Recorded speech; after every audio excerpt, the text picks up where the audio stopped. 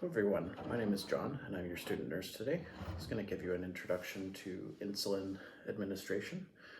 So the situation that I'm dealing with this morning is I'm caring for a patient who's been admitted with uncontrolled type 2 diabetes. They require Novolin NPH at AM and dinner time, as well as Humalog Lispro QID as per the sliding scale. I've just come back from checking their blood sugars and the glucometer reading was at 10.6. I have just washed my hands, but for demonstration purposes, I am going to do my hand hygiene here.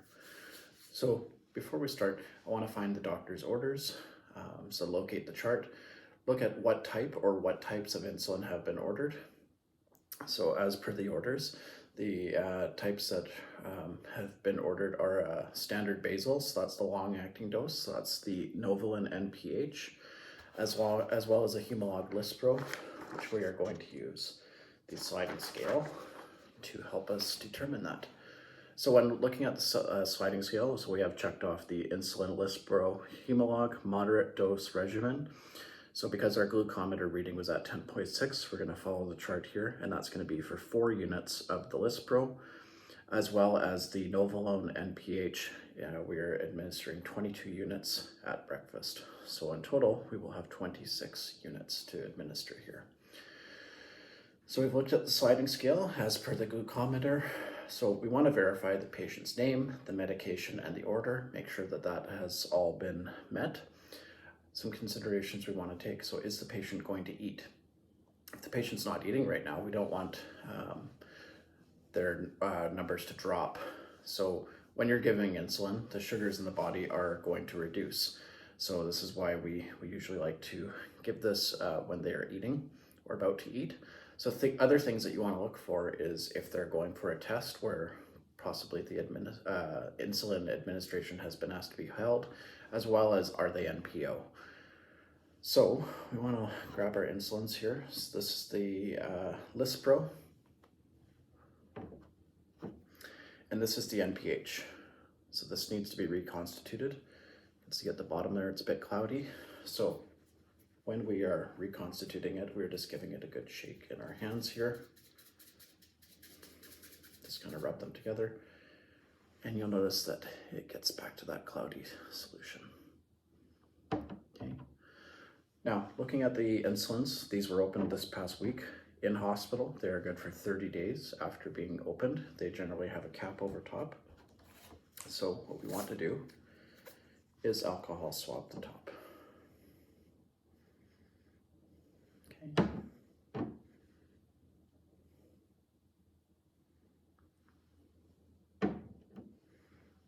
So we'll let that dry. Put that in my waste. Now, as far as supplies, we have 2 different syringes here. We have a 100 cc or 100 unit syringe, and we have a 50 unit syringe. So because our orders, we have 22 units of Novolin NPH to give, as well as the 4 units of the Lispro. That's a total of 26. We will use the 50 cc or 50 unit syringe. Wouldn't be appropriate to use the 100. Would be that's not necessary for this. Okay, so when we are mixing the 2, so we want to get our syringe here. So what I need to do first is I need to inject the amount of air into each vial that we are drawing back. So first I've obviously swabbed these vials, waited for them to dry. So I'm going to draw in 22 units of air into the NPH. Okay. Gonna remove my cap and just inject in and retract back. Now I'm going to inject 4 units of air into the Lispro. Now this time with the Lispro, I'm going to retract back the amount that I need to pull.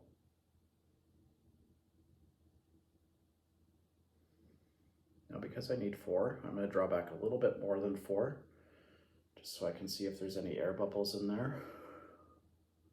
which on first pull, it appears there's not. And make sure we have the proper amount. And we look to be good there, no air bubbles. So when you pull, you want to do it in a careful manner. Okay. So now I'm going to inject into the NPH. Now, I can't put anything back into this. So now I need to pull back exactly what I need. So I need 22 units of the NPH. So this will bring us down to the 26 level, and it's in a fluid motion. Now I can see here there's no air bubbles. Looks great. Now, as far as recapping, okay, I'm going to be careful with the sharps. We're just going to recap there. So that is staying in place. Now, as long as this is in my sight, I do not need to label it. But if I were away from this, this needs to be clearly labeled, but this should be with us at all times. Now, and these doses are double checked with the instructors that we have. Now, when we are working as registered nurses, we obviously will probably be doing this more independently, but as long as we are students, we are administering and checking with our instructors. So when we go to the room, we want to check the patient's armband and match to the orders. We want to verify the glucometer reading. So again, this was taken at 10.6 on their glucometer reading. Landmarking, so we're looking at the abdomen or behind the arms. Other areas that we could use are the lower back, the upper thighs, the back, and the front of the thighs. Abdomen is the most rapid place where the insulin's absorbed, but you may alternate in the hospital from abdomen to back of arm. Now with the arm, we want to hold the fold, okay? So hold the fold. That's where the, we need to consider, the needle is very fine. So when we hold the fold, it gives us an easier injection. So what we want to do is take another alcohol swab here, swab the skin, and wait for it to dry. Okay.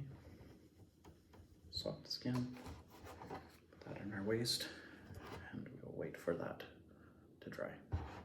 Okay. So once the surface is dry, what we can do is we can remove the cap, okay? Gently bunch the skin, hold the fold, okay? We're using a dart motion fluidly. So we're gonna 1, 2, 3 dart, push in, 1, 2, 3 pull out, and then we will slide this to safety, okay? We'll then put this into our sharps container, which I've got here. Okay, needles to the sharps bin. So we're gonna go back to the patient in about 15 minutes, check to see how they're doing, check to see have they eaten, check in on their blood sugar, make sure it hasn't dropped, check in to see if they're hyperglycemic. So do they have any signs or symptoms of hyperglycemia? Want to make sure that their numbers are in order. Have they dropped? Have they increased? Now for this procedure, you may wear gloves. We have done the hand hygiene here, so, but that is a preference if you want to use your gloves. As far as documentation, we are going to go back to the chart now. We're going to document the type of insulin that was given and the site that it was given, ensure that the MAR has been signed. Again, make sure that all the information has been documented, glucometer reading, and then you have finished the insulin procedure. Thanks for joining me today.